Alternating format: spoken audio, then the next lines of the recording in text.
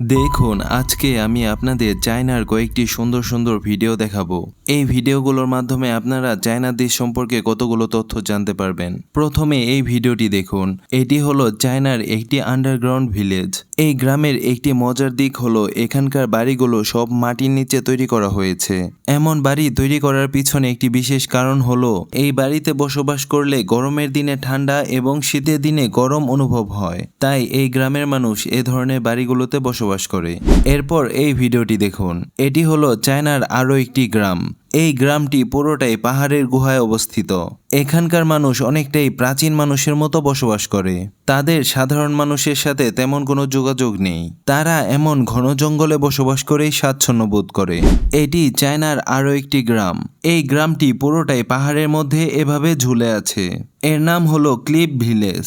এই গ্রামটির বিশেষ কয়েকটি দিক রয়েছে, আর তা হলো এটি ঋতুর সাথে সাথে এর রূপ পরিবর্তন করে।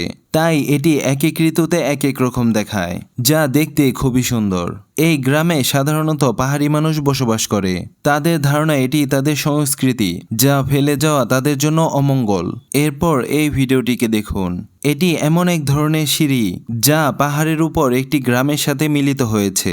এটি পূর্বে এমন ছিল না। চায়নার সবথেকে মারাত্মক রাস্তার মধ্যে এটি একটি ছিল, যা এখানকার সরকার পরিবর্তন করে এ ধরনের সিঁড়ি তৈরি করে দিয়েছে।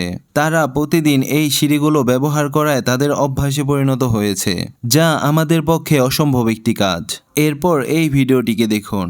এটি হলো ওয়াটার বাইসাইকেল, যা ব্যবহার করে আপনারা পানির উপর সাইকেল চালাতে পারবেন। এটি বর্তমানে যে কেউ কিনতে পারবে, তাই আপনি চাইলে এটি ব্যবহার করে পানির উপর দিয়ে ঘুরতে পারবেন, যা একটি আলাদা আনন্দ দেবে। এর মধ্যে একটি পাখা রয়েছে, যা প্যাডেলের মাধ্যমে ঘুরে থাকে।